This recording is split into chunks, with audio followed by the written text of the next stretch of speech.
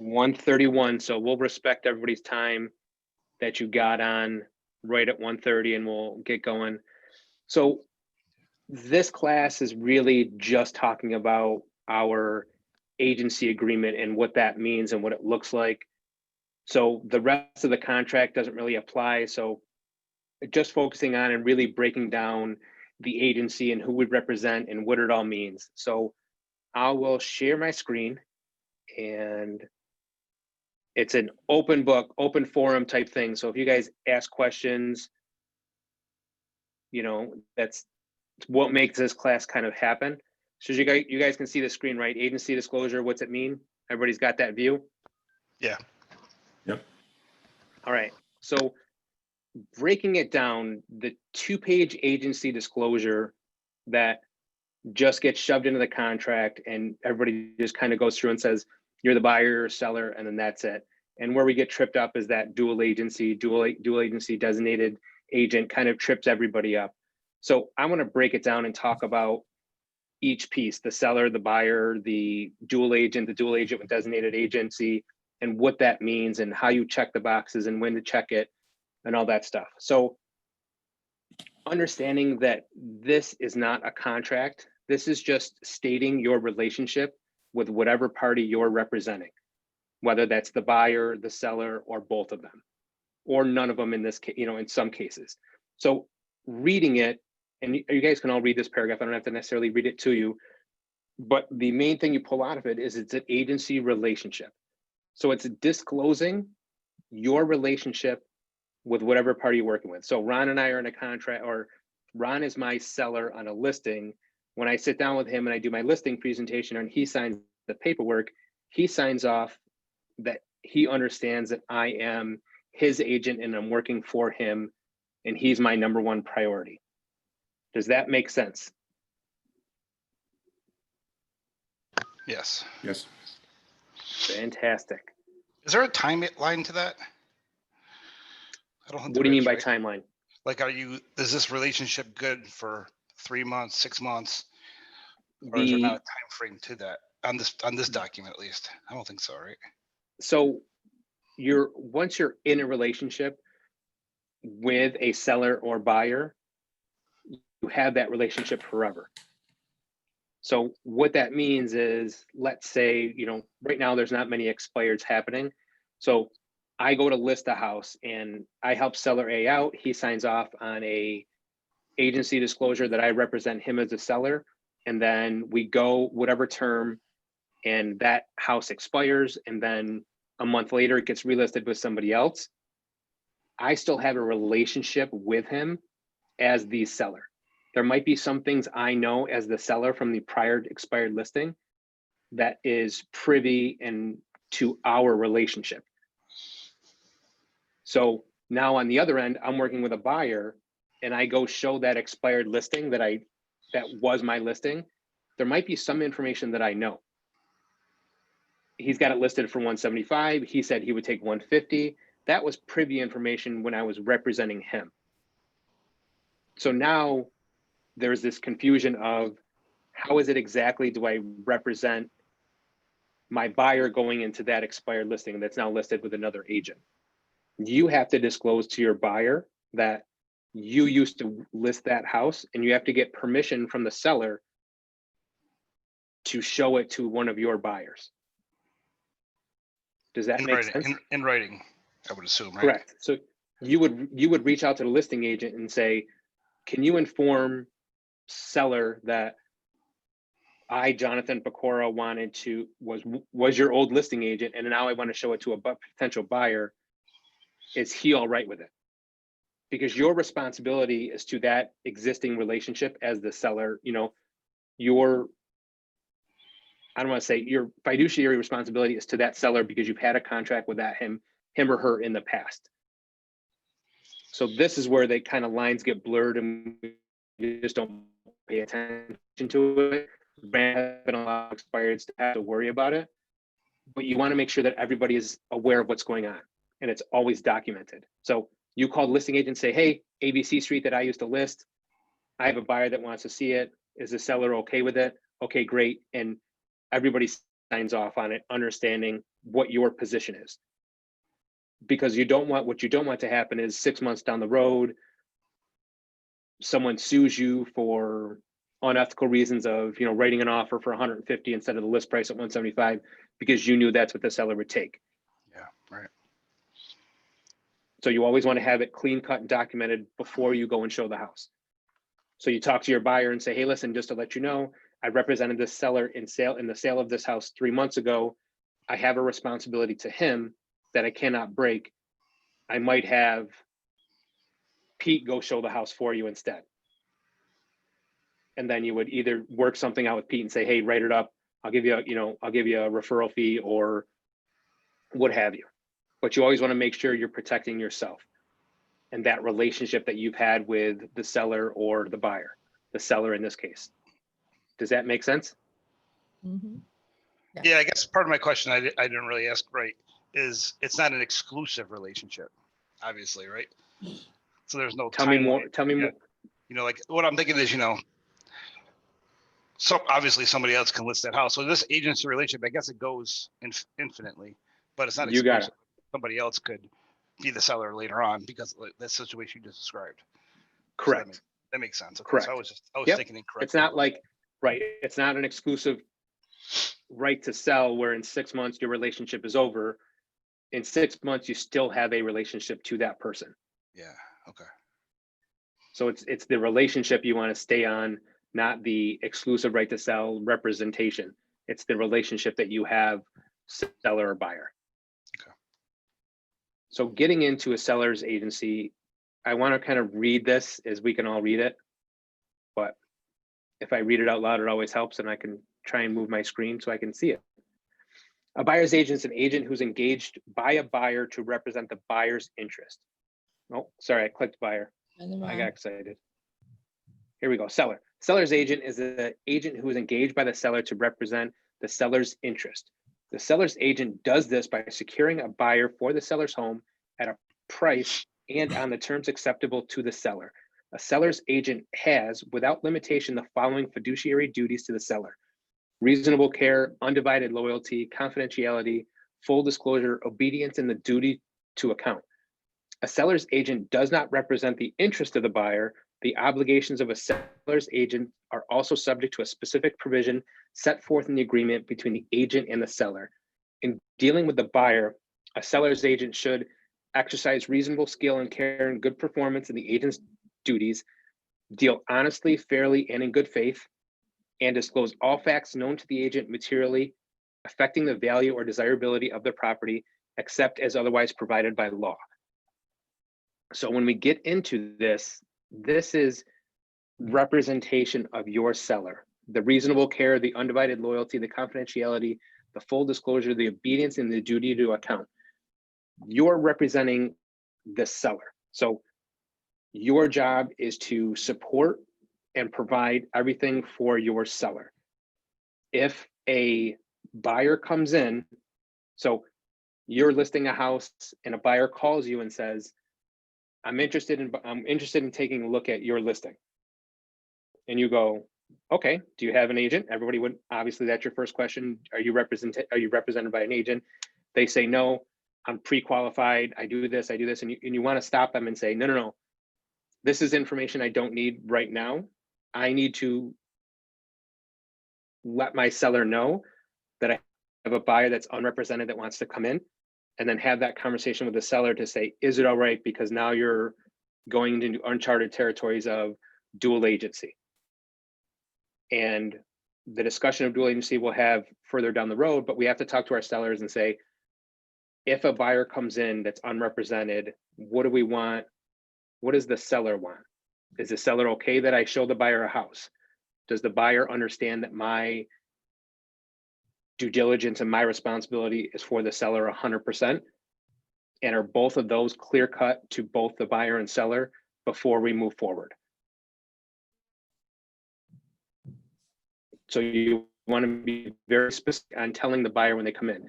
Oftentimes we get excited that we have a listing and then someone's calling me directly and you're like, jackpot, I'm going to make 6% off of this. And it ends up backfiring and something goes wrong. And there's also room for legality in terms of not representing both sides correctly, not filling out this contract correctly, and putting your license at risk. So it's always having this open discussion and with both the seller and buyer and saying, okay, listen, this is how I represent you. And if a buyer comes in unrepresented, this is how we're going to represent them. Does that part make sense? We understand what the seller's agent's pretty cut and clear. Yes. Going to a buyer's agent, very similar, just representing the buyers on the buyer's side. So very similar to the seller's agent, it just flaps the words. Instead of sellers, we're representing the buyer. Again, you see reasonable care, undivided loyalty, confidentiality, full disclosure, obedience, and duty to the account. Again, exercising reasonable skill and care and performance in the agent's duties, the deal honestly, fairly, and in good faith. This is all stuff, again, representing the buyer. So when you first sit down with your buyer, you talk to them and say, Mr. and Mrs. Buyer, thank you so much for meeting with me. You're here, we're going to sign documentation. We're signing off as the buyer's agent, or that I represent you as the buyer. And we'll get into discussing about dual agency and dual agency with designated agents in a little bit. So buyers and sellers are very cut and dry. You represent the seller 100%, you represent the buyer 100%. Does everybody understand that? Yes. All right. Any questions so far? We didn't see the buyer agent slide, you didn't- but I guess it doesn't matter. It's just since You it's the didn't? same. No, No. I'm just telling you because you may for future slides. We only see the Oh, it seller says slide pause. still. I don't know why it paused.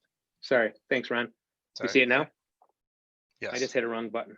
Yep, So we're good. buyer's agency, same thing as a seller's agency. Do you have any questions on those two? No. Those are the easy ones. Those are the easy ones. Broker's agent.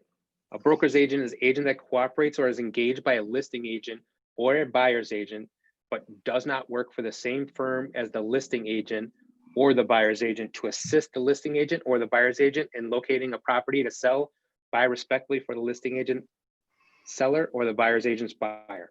The broker's agent doesn't have a direct relationship with the buyer or seller, and the buyer or seller cannot provide instructions or directions directly to the broker's agent. The buyer and the seller therefore do not have a vicarious liability for the acts of the broker's agent. The listing agent or buyer's agents do provide direction instruction to the broker's agent, and therefore the listing agent or buyer's agent have the liability of the acts of the broker's agent. So a broker's agent is a third person removed. So if there is a discussion or a discrepancy on representation, whether you have a relationship with the listing agent or with the seller or with the buyer, and it's going to conflict in writing a contract, we can have a broker's agent, so it's a third person, write that purchase contract so they know what's going on, or so they have no relationship with either party, if that makes sense. Can you give an example of that? Yeah. You got it. So if I am representing a buyer and I go to a listing and I know the listing, my aunt decided to list with somebody else and not me. I have a relationship with my aunt, and now my aunt doesn't want me to write a purchase contract on her house, or I don't feel comfortable writing a purchase contract for my buyer on my aunt's house.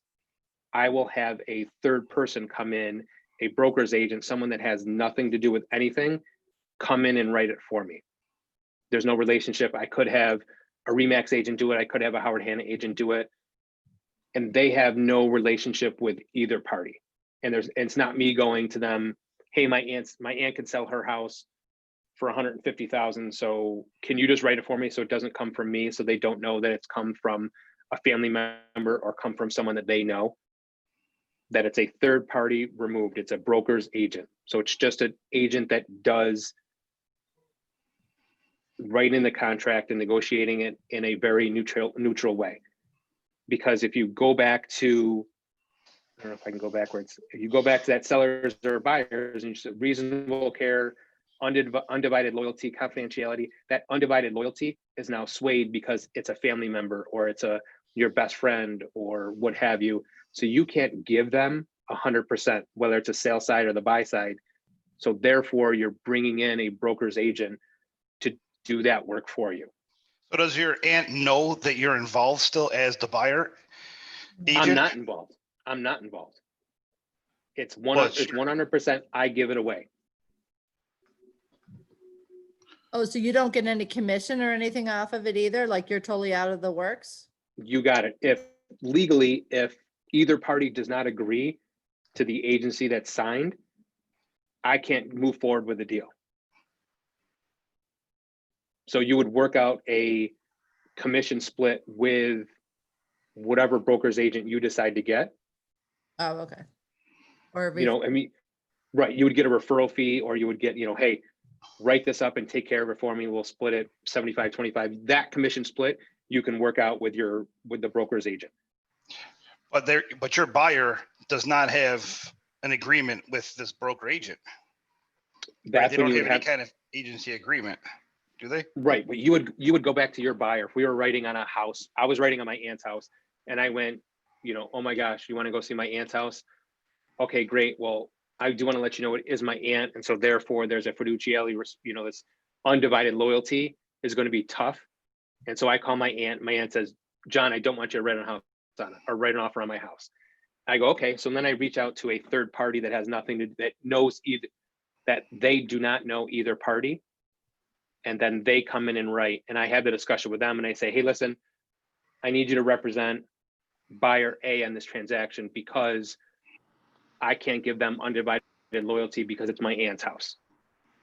I know that there's mold in the attic. I know that there's mold in the basement, whatever it is. And so I can't feed that to the buyer because it's the relationship between my aunt and I is broken at that point. So it's not 100% undivided to my buyer.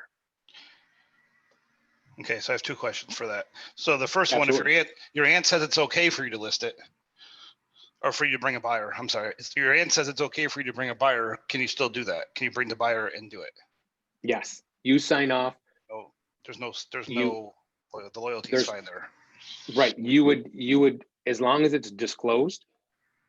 So you've gone through the proper channels. I called listing agent and said, hey, well, in this case, it's my aunt. So I would call my aunt and say, hey, aunt, so-and-so, I'm bringing a buyer to the thing. And I would probably call the listing agent first because just to, you know, because I obviously don't want to seem like I'm going around any kind of, Yep. I'm not trying to be sneaky or anything. I would call listing agent and say, hey, this is my aunt's house.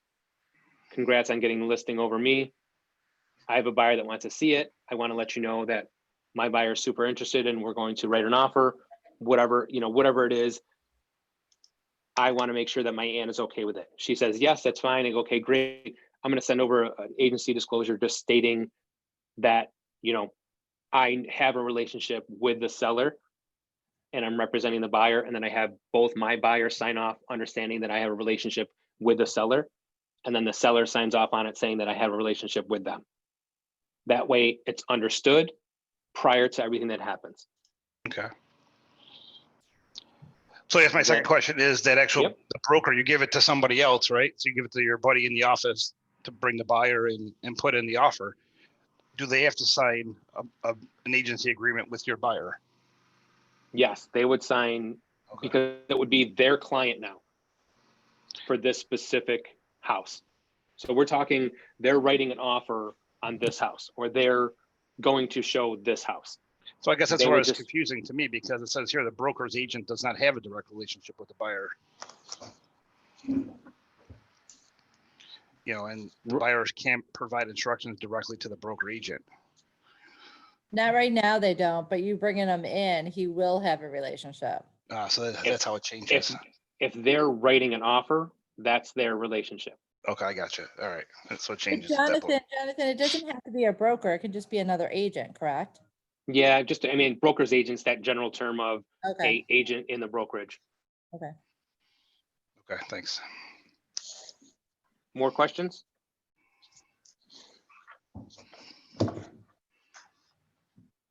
I'll take your silence as no. Oh, Going no. into dual agencies, that's fine. So a real estate agent broker that represents both the buyer and seller, if both buyer and seller give their informed consent in writing. In such a dual agency situation, the agent will not be able to provide the full range of fiduciary responsibilities to both the buyer and the seller. The obligations of an agent are also subject to any specific provisions set forth in the agreement between the agent and the buyer and seller. An agent acting as a dual agent must explain carefully to both buyer and seller that an agent is acting for the other party as well. The agent should also explain the possible effects of a dual representation, including that they're consenting to dual agency relationship. The buyer and seller are giving up their right to the undivided loyalty. A buyer or seller should carefully consider the possible consequences of a dual agency relationship before agreeing to such representation. A seller or buyer may provide advance informed consent to a dual agency by indicating this on the form. So what are your thoughts running through your head as I read that paragraph?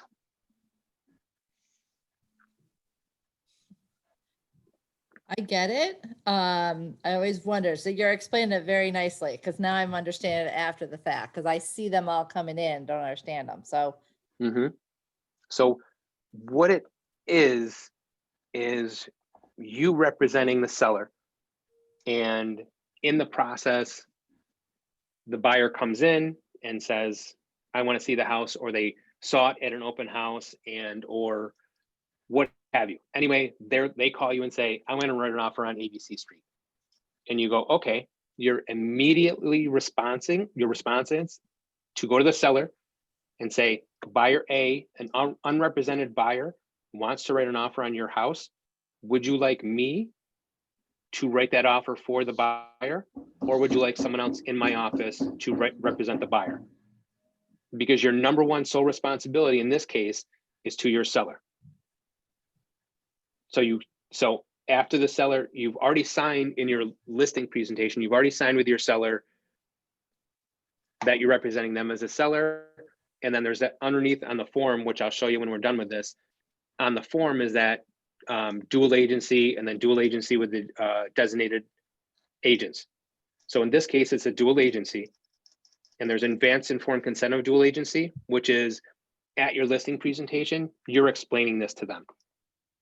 You say, Mr. and Mrs. Seller, thank you so much for meeting me, blah, blah, blah, sign this. And they go, okay, what's this? And you explain, I represent you as a seller 100%. And what that means is my responsibility is you're listing off those things, the reasonable care, the undivided loyalty, all of those things you're explaining to your seller.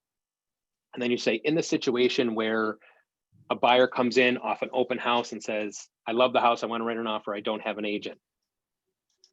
You're, as the seller, are either going to give me advance informed consent that I could run a dual agency, which means I represent both parties, which I'm now giving up that undivided loyalty. And now I become neutral in terms of, we're obviously trying to get the most money for the seller, and we're trying to get the least money for my buyer. So how do you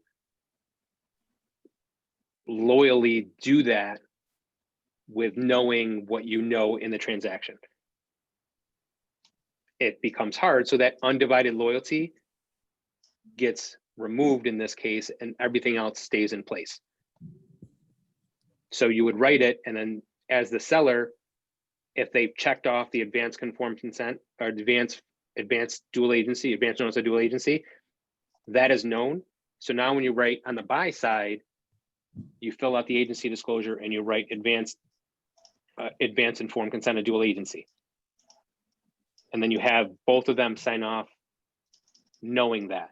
So you have the original one that you had with your listing that says seller and advanced conformed consent of dual agency checked off, which means they agree if a buyer walks in unrepresented that they're willing to allow you to run both sides of the deal. Does that make sense?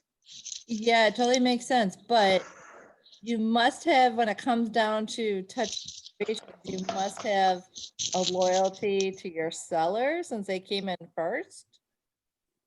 If there's a touchy situation, or do you really have to take them individually and talk to them individually? So how it works is when you, at the very beginning, the listing presentation, they're signing off and they're either going to agree to a dual agency or they're going to agree to a dual agency with designated agent. And we'll talk about that.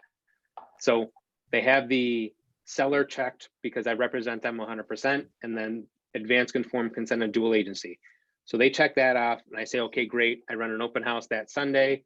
Bam, a buyer walks in and says, hey, I want to write an offer on this house. I will go back to my seller and say, hey, because who knows, maybe over the 3 days, life has changed or maybe they feel a little bit different or what have you. I go back to them and say, hey, I have an unrepresented buyer. I just want to remind you that you checked off advance conformed consent and dual agency. We explained it then. It's been 3 days. I know there's a lot of excitement going on. We have an open house. You're selling your house. There's a lot of emotion. I'm reiterating to you, are you okay that I do this? And what does it mean? It means that I'm going to represent you and I'm also going to represent the buyer. I'm not going to tell the buyer that you're going to take $25,000 less just to get out of the deal. I'm not going to tell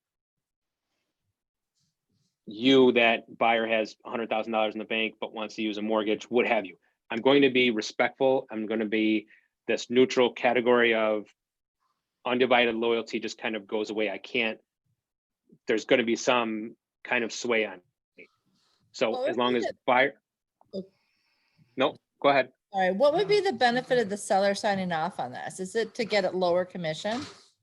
No, because I wouldn't necessarily, I'm not going to give up my commission. I'm still doing the work on both sides. I'm just not dealing with another agent. Some agents will say, hey, I'll reduce my commission instead of 6%, I'll take 5% because I'm doing both sides.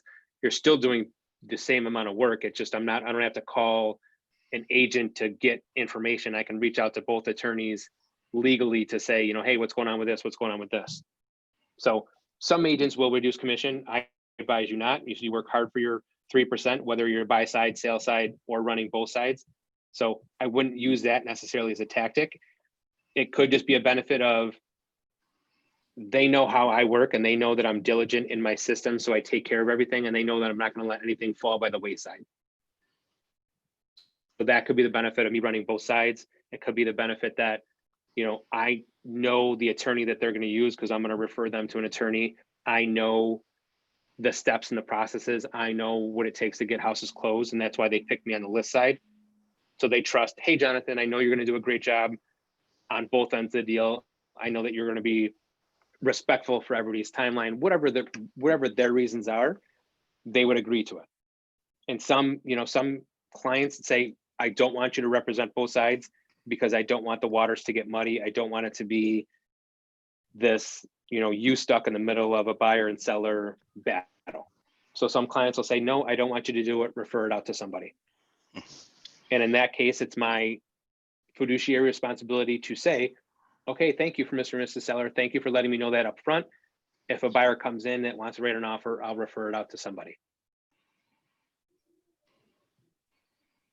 Does that answer your question about the benefit of representing both sides? Yeah. Which is, this is illegal in Florida. They don't have this. Dual Correct. agency. Yeah, there's some states that don't have it. So Yeah. because See it's, why. right, people get, it's easy to get caught up in the, I'm getting 6%, so I'm going to do whatever it takes. And it's Yeah, sure. easy, when there's nobody looking over your shoulder, it's easy to do the wrong thing and it's hard to do the right thing when there's nobody constantly looking over your shoulder. When you're the only person that's involved, it's very challenging to always want to do the right thing. Like, oh, I know, like, oh gosh, I know that my sellers can take 10,000 less and I want to make this deal happen because I want the 6%. I've had a rough year. I need to pay a bill. I got a medical bill, whatever it is, it starts to become cloudy and your judgment starts to fray. It's your job as a professional realtor to do the right thing at all times. And that fiduciary responsibility to your sellers and your buyers. So a lot of people will give it up because they don't want to do it. And some agents here in Rochester won't do dual agency because they don't want it, whether they got stuck or they had a bad experience before, they just won't do it.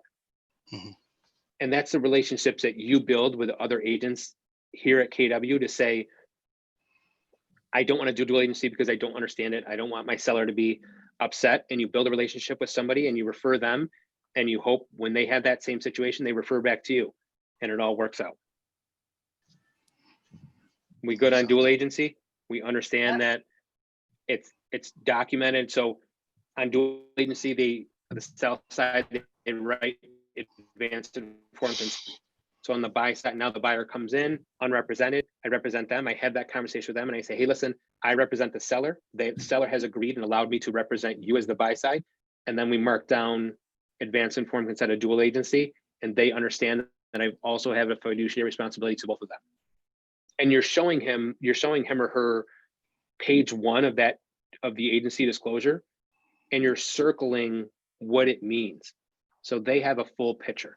A lot of agents just kind of go through and say, hey, this is dual agency, this is page 1, you don't sign anything here, just sign here, here, and here, and they go on their way because they trust you.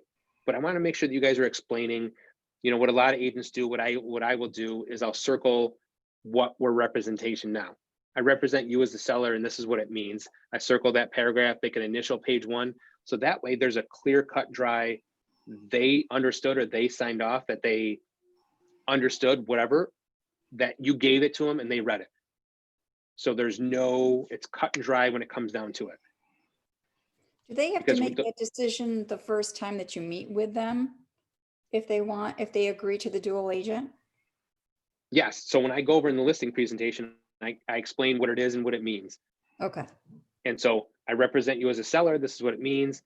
Hey, in the odd case that a buyer comes in and they are not represented, this is what dual agency means. Got it. Okay. Is it something you want to do? And they'll know right away, yes or no. And either one, I mark or I don't mark. And then if it happens, I always come back and say, hey, listen, I know you check marked yes that you are right with me doing dual agency. I want to reiterate, this is what it means. This is what we're in right now. Okay. And they'll go, okay, I'm not comfortable with that anymore. Yeah. I go, okay, great. And then I call Ron and I say, hey, Ron, can you represent buyer A?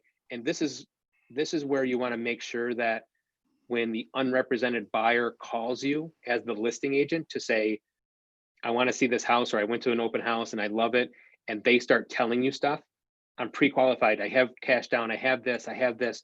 You want to immediately kind of politely stop them in their tracks and say, hey, listen, I represent the seller. So what you tell me is now my fiduciary responsibilities to the seller. I can let the seller know those things.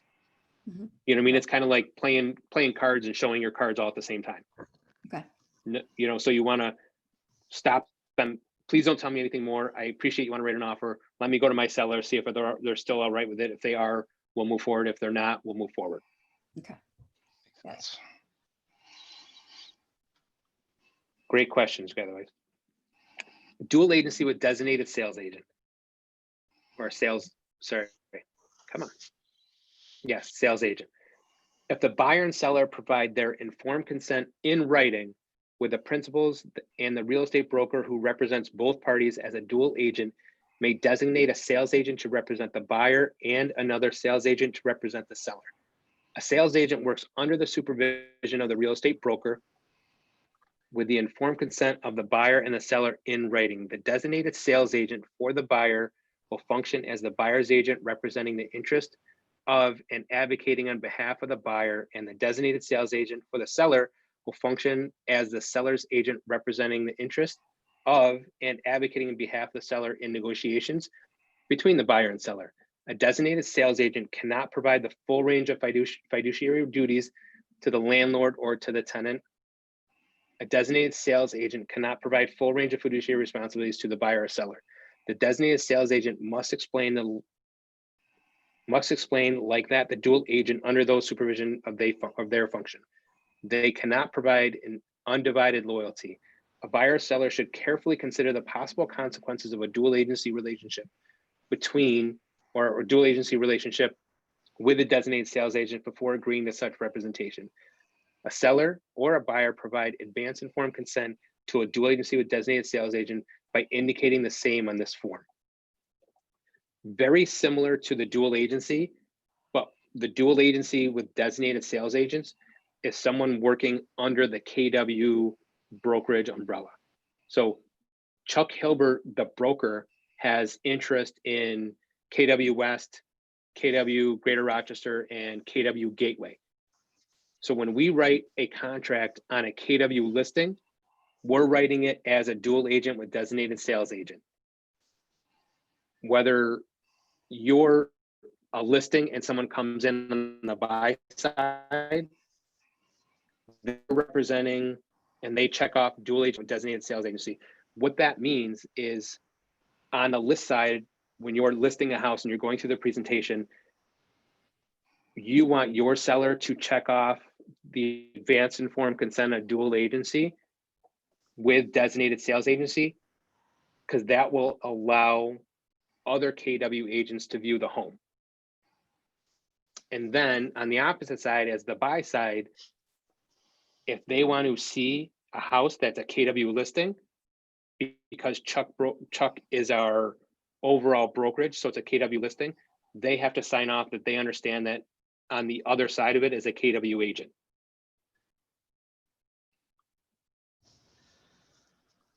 Does that part make sense? So as you can see on my screen, there's dual agent with designated sales agent, and then advance informed consent of dual agency, and advance informed consent of dual agency with designated sales agent. So what we would do is I would fill in my information here as representation. So we all know that you would put your name there, and then you would put your brokerage on it, KW West, KW GR, KW Gateway, whatever it is. That's what we put in here. So now, if we go back to the presentation and say, I'm representing just the seller. So I'm on a listing appointment and I represent the seller. So I check the seller as a seller's agent. Is that correct? We all agree, correct? Yes. So far, yeah. And then I would say, I would go through and say, all right, this is what this means. So a dual agency means that I'm representing both sides now. Right now I'm in the listing presentation, so I don't have a buyer that's coming in. So I can't check a dual agency or a dual agent with designated sales agent, because that's not what's happening right now. I'm on the listing appointment, I'm representing the seller.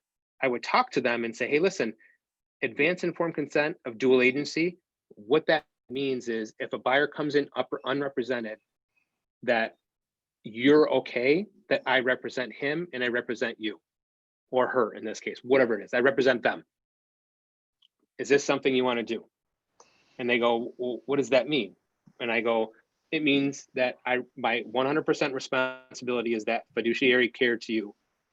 And when I represent both the buyer and the seller, what we lose is the undivided loyalty. And they go, well, what does that mean? And it goes, well, I'm in the middle. There's information I know about you, and there's going to be information I know about them. And now I can't be 100% to you, and I can't be 100% to them. So I become neutral. I still represent you and want to get the best for you, and I represent them and want to get the best for them. But there's some things that I can't tell, so I can't be 100% loyal to either party. Does this mean I'm going to lie? No, it just means I can't give you 100%, and that's what you wanted in your listing agent. So we're giving up that one piece of undivided loyalty, because now that loyalty is split between buyer and seller. And they go, okay, we know that you're going to get the 6% on it, John. We want you to be rich when you grow up, so please do it. Great. I check advance informed consent.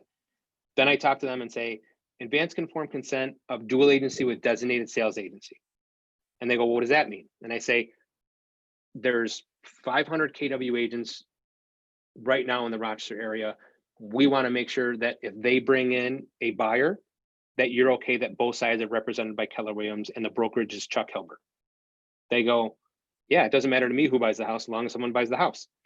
Perfect. Advance informed consent of dual agency. So now I've covered my bases on the listing side to say, I represent you as a seller, and we've talked about the dual agency and the dual agency with designated sales agent. So they fully understand. They click off on sellers and they sign away. Okay. What about that other part? What other part? Right This? there in the middle. No, just yeah, that stuff. So right now we don't know who is going to be, because right now I'm on the listing appointment. That comes later then. So if you get somebody that comes in, so if I'm listing something, you bring somebody in, I got to get this redone now with my seller. Nope, No. because I as the buyer will have one of these filled out. Oh, you're gonna have that filled out. I gotcha. So Right, basically, when we go to because- listing appointment, it's really important to do the seller agent like you have above, but we really want this is the bottom one here, the advanced. So yeah, but you have seller agent, but you definitely want that advanced that one, this designated sales agent. Mhm. Really want that checked, right? Yeah, At least because the you're, second one, all the Right. time. yep, because you want to make sure that they understand that if they're not all right with it, if they don't understand it, and then they're not going to be able to have a KW agent walk into the property. Okay, so then if so for example, I have a listing, right, that, that's pending right now. I don't Mhm. understand that, right? I didn't understand that when I did the listing presentation to the guy. So we Yep. didn't check that. I didn't check that. So if a Keller Williams agent would have brought a buyer, which they didn't, which is good now. But if they did, I'd have to go back and get him to sign this again or change this, right? Right. So what would happen is you had this signed in, you submitted it with your listing paperwork. Yeah. Now I bring in a buyer and I would type in Jonathan Pecora and, Ron, I can't spell your last name, Ron, sorry. That's We'll just good. type in Ronnie. So I type in Ronnie. So as this reads, dual agent designated as indicated above, John Pecora is representing the buyer and Ronnie's appointed to represent the seller in this transaction. Or Mhm. it's vice versa in this place, because I represent. Right. Oh, no, I didn't. Yeah, No, you're the it was listing right. agent. My bad. I represent the buyer, right? Okay. Right. That's And you represent the seller. Yeah. And then you put in everybody's name. So the seller's name and the buyer's name, or I as the buyer's agent Oh, I got you. am filling this out. So I would go, I represent the buyer. Yep. And Ronnie represents the seller, and our sellers are these two people. And then, unfortunately, at this point, we can't check this into KW or into transaction desk, but you would put in both names. And then when it goes into transaction desk and you type it into Authentisign, you make sure you put a check right here. So it's both buyers and sellers are signing off on it. So on the buy side, when I submit my purchase contract to you and your seller is signing off that they accepted my contract, they're signing this form, understanding that I wrote this in here. Okay, so I don't have to go back to my original agency No. disclosure with them. It's just like that. So this one kind of trumps the original one. This You got it. overwrites- So your original one was 100% you and the seller. Yeah. You're disclosing to the seller that there's an advance informed consent of dual agency that you could that your seller's all right with you representing both ends, and your seller's all right that a KW agent might bring a buyer and might write an offer on the house. I got you. Okay. And We should so always have that that's- second one though. Definitely. Right. And so now everything is blank. You know what I mean? Like, so Right. now this is the sales side. This is me on the listing appointment. Yeah. Okay. And then, so now we're unchecking everything. Is everybody good with the sales side on the listing presentation side of this? Yep. Fantastic. So now we're going to the buy side.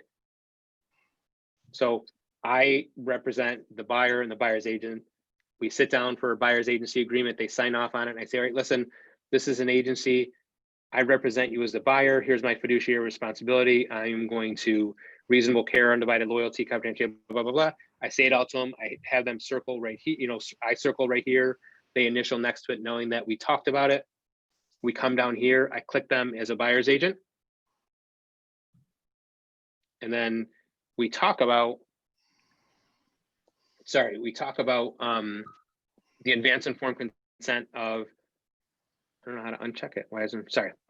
We talk about the advance informed consent of dual agency with designated areas and what that means. So understand that KW listings are all over the place. If you want to go see a KW house, we check mark this box. And what that says is that I'm representing you as the buyer, 100% my fiduciary responsibility, and another KW agent under the KW brokerage list the house. And they go, yep, that's good. If you're listing heavy and you have Anthony Butera listings all over the place, you would have a conversation with your buyer and say, hey, listen, I have 150 listings throughout Rochester. You might want to buy one of those.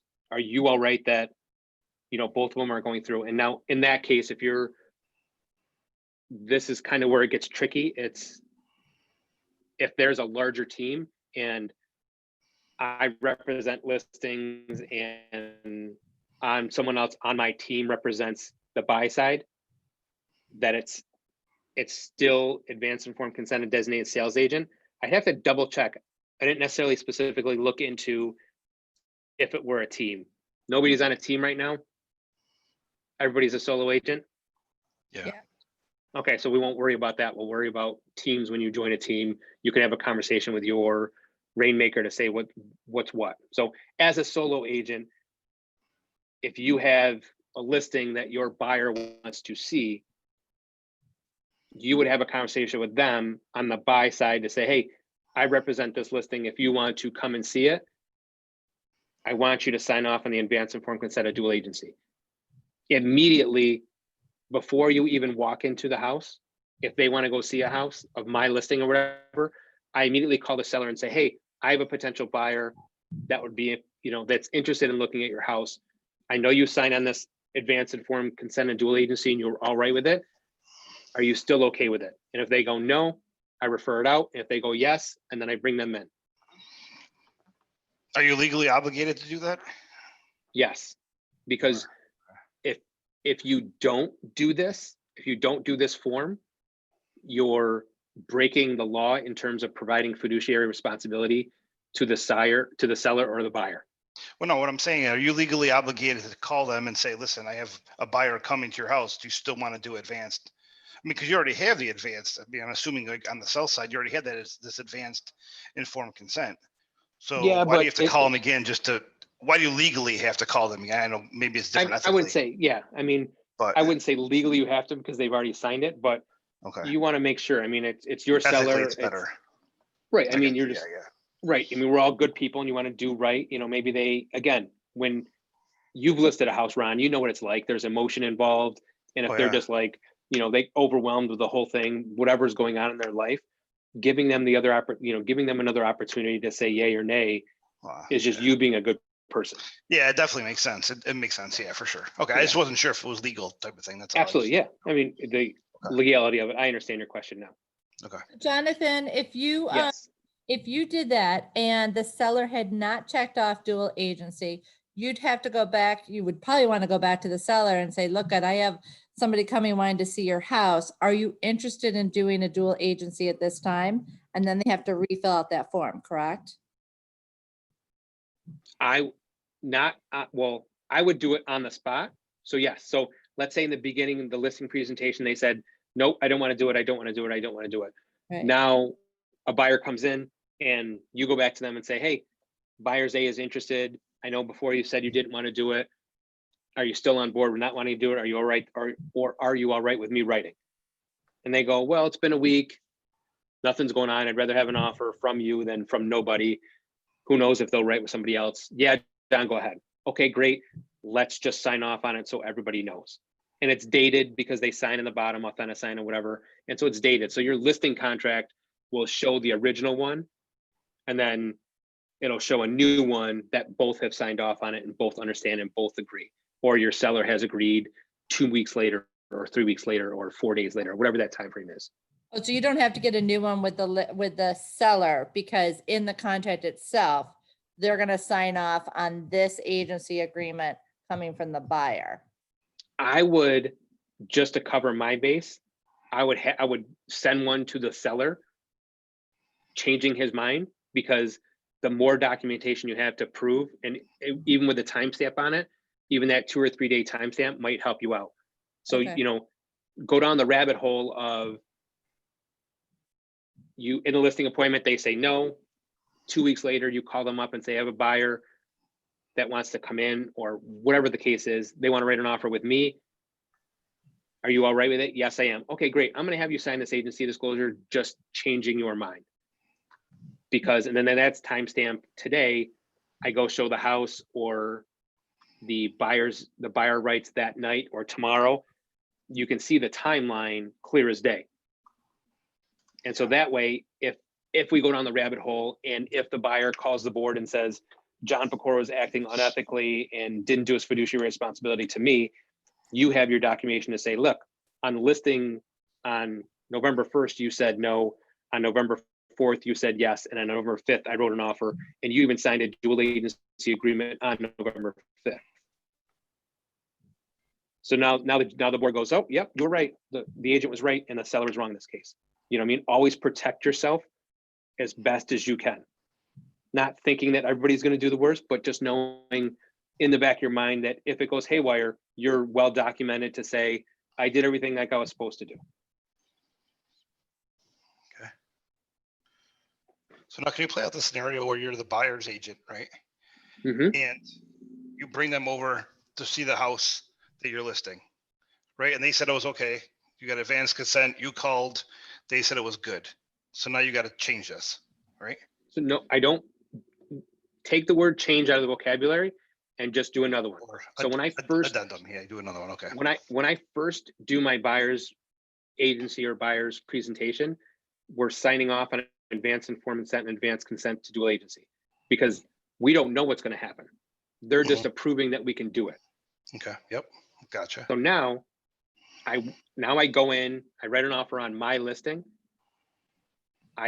It's not advance anymore. Now I'm writing a purchase offer. So in the purchase offer, I don't represent the buyer. I don't check mark here, as you can see on my screen, because I represent the dual agent. Mm-hmm. So now I'm not checking off the seller or the buyer. I'm writing off dual agent. And it's not advance informed consent because we're writing the contract now. And then I still write in here, or for dual agency, it's just me. So obviously I don't have to write anything, but I probably would, just to cover my bases, to say John Pecora and John Pecora are representing both sides, and then buyer and seller are here, and buyer and seller sign off. Would you have to do so if it's a Keller Williams one, you have to click the other one too, right? You got it. It's not dual agent anymore. It's just dual agent with designated. So now essentially okay. you have one with the difference is, if you're looking at me, is on the sale side, you have one with the listing, and that gets submitted in the, gets uploaded into command. And on the buy side, you don't ever upload your buyer's agency into command. Well, you should, but you don't have to submit it to Noel or Jackie or, geez, who's that gateway? My bad, I can't think of his name. I don't know. So there's buyer's agency and there's the agency disclosure that you're holding on to in your file. So there's a timeline there of when we first met, these are the documents I have saved. Now we're further down the timeline and you're writing a purchase contract. In the purchase contract, you're writing a new agency that says X, Y, and Z, if it's changed. Okay. Does that make sense? So now you essentially have two copies. You have the first one with the agency disclosure the first time you met, and then you would have a second one when you're writing the purchase contract, if something has changed. With the purchase contract, this gets submitted though, right? I mean, the latest one gets submitted with the purchase contract from the buyer side. You got it. So I always have two, because there's no sense in me like taking this out of the contract or not putting it in the contract when I write the purchase contract, as opposed to having it when I met him a month ago or 2 weeks ago or 3 months ago or last year, whatever. It just means I'd have to find that one again. Yeah. It's more than likely that I saved it in transaction desk. So it's depending on how you run your system and how you run your business, it should always, you're going to submit it with a purchase contract. So I just have them redo a new one at that time. Okay. So that could be now specific to that house potentially. What's that? It could be specific to that deal, to that house. Absolutely. Yeah, So okay. Gotcha. On the buy side, you're representing the advance informed consent, and this is when you first meet them. And now you're going to look at houses, you write an offer on a house. Bam, okay, great. They're writing it on a KW listing. So you'd write dual agency with designated sales agent. You go down the line, you fill everything out, both buyers and sellers sign off on it, knowing that they're doing it, and or dual agent. Oh, so okay. Dual agent with designated sales agent. I'm having a hard time understanding how that's different, because if it's a dual agent, you're a dual agent, right? The Dual agent is Keller Williams. Yep. So dual agent is my listing, my buyer. Yeah. Dual agent designated sales agent is KW listing, KW buyer's agent. Which one are you?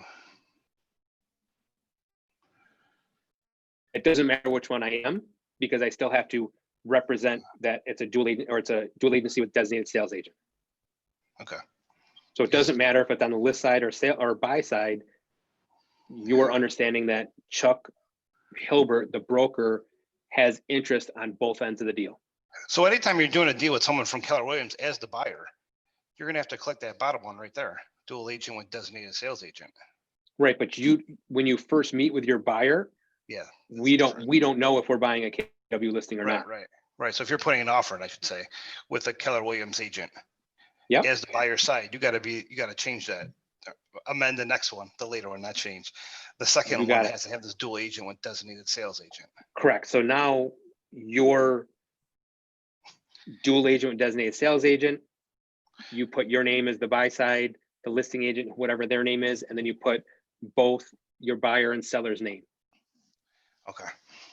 That's just a little bit confusing because you're not really dual agent, it seems, right? Because you're not on both sides. But It's I guess dual you are if it's agency, Keller right? Williams. You got it. So it's Yeah, dual that's- agent because you're both KW agents. Yeah, that's what I gotta get through my head. I got you. Is everybody following what Ron and I are talking about? Yeah, but don't you have to have buyer? So you represent the buyer and say Bob Rulin is a representative for the seller. So don't you already have buyer checked off and have to keep buyers checked off, but not buyer's agent? And the dual agent with designated sales agent? I mean, check here, check here. No, Check no, there. no, not buyer's agent. No. Oh, check this, buyer's- not not check there. this. You're correct. Right. Yep. Okay. That's okay? All right. And you would see it, yes, and you would see it in here as well. Dual agent represents indicated above. Jonathan Pecora is representing the buyer, and Bob Rulin, I can't spell his name is either. Bob Rulin That's right. is the seller. And then again, both buyer and seller go in. They both sign off on it. It's checked here. Unfortunately, transaction desk doesn't check here. You would go and authentic sign and check the other one, but making sure that both parties sign off on it. Gotcha. Okay. That makes And sense. then in the odd case that it has to be a broker's agent, like we had spoke about before, it would be buyer's agent, and then they would say broker's agent on this specific purchase contract. So remember how we discussed before, it's my aunt's house. Yeah. My aunt doesn't want me to represent, so I have a broker's agent come in, whether, that's Ron that comes in and writes the offer for me. He represents the buyer as a broker's agent. And then everything else gets blanked out because it's not a KW listing. It's not anything like that. We would write buyer. So now it's buyers as a broker's agent. We understand that it's a third party coming through. Because I had a contract with the buyer in the buyer's agency agreement. So this kind of is that like, okay, great, understanding that someone else is bringing the buyer in that broker's offer or the offer in the house as a third party. What if everybody is Keller Williams? That's all I was gonna say. Yeah. Yep. And then you would, it would Still gotta hit that. just you go down the line, you hit dual agency with designated sales agent. If it was me Okay. with Bob Ruland or whatever, it was Ron's buyer, I took it over for Ron because it was, or vice versa. It's my aunt. I let Ron do it. Ron's buying Bob's listing. Buyer's broker's agent, dual agent designated sales agent, names filled out, sign. Okay. So Lisa Wasson last year, who was our team leader in Greater Rochester, has a nice presentation on this. It's the same, similar to what I've done, what I've learned. She teaches very well. She has been doing it for 20 plus years and is great at doing it. If you go in the no folder and you can just type in agency disclosure presentations, her name will come up and you can watch hers. It's a 120-minute or it's a 2-hour presentation, but it's a quick through and it goes into detail like mine does if you want it just from a different teacher or different perspective. But what you want to understand that this is super important to your business, and a lot of it just gets skimmed over and we end up just going and doing it wrong. I want to make sure that everybody understands, take the time and read this to your prospective buyers or sellers so they understand specifically what's going on. There's oftentimes that we get so caught up in the contract is 23 pages and it's so much work that the quicker I can whip through it, the better off it is.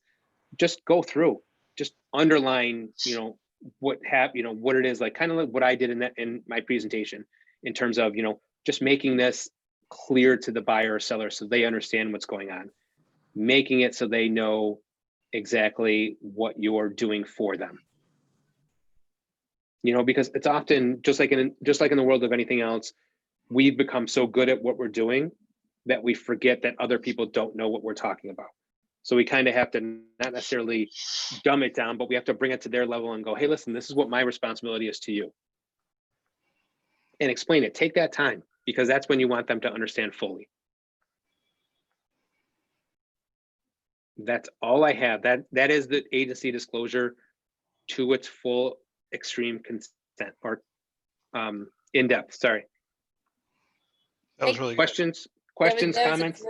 No, that you did a great job. That I really understand that now. Yeah, that was good. Thanks, Jenny. Absolutely. If you don't understand, or, like Ron had said in the beginning, if business is slow and you kind of forget or what have you, Chris White has puts everything, all these recordings online. This one will be recorded and put in the no folder under recorded videos. Go back to that and just review it. There's the buyer series, the seller series, everything is being recorded. It's worth the while. If you forgot or don't know or haven't done a contract or whatever, reach out to me, reach out to Chris, do whatever you need to do to get yourself straight, because you don't want to be caught in a situation where someone's filing something against you or you're doing something wrong. If there's questions, ask. Does that make sense? Right, yeah. Yeah, that's good. I will put in my contact information in the chat line. So my email and phone number are there. If you want to reach out to me, you can reach out to me. If you want to reach out to Chris or reach out to someone else, or if you're a newer agent, you have a launch partner, reach out to them. If you're whatever you need, my phone number, my contact is here. Just reach out. Great. Thank you, Jonathan. Thank you so Good. much. Appreciate Thanks, it. bud. If you feel that you need to have a one-on-one because you don't understand it and you feel uncomfortable asking in a group, you can reach out to me privately and I can kind of help you through it as well. All right. Great. Cool. Thank you so much. Go out Thanks, and be Jenny. awesome. Go out and be awesome like you guys are. I'll talk to you soon. All right. Bye. See you, bud. Take care. Yeah.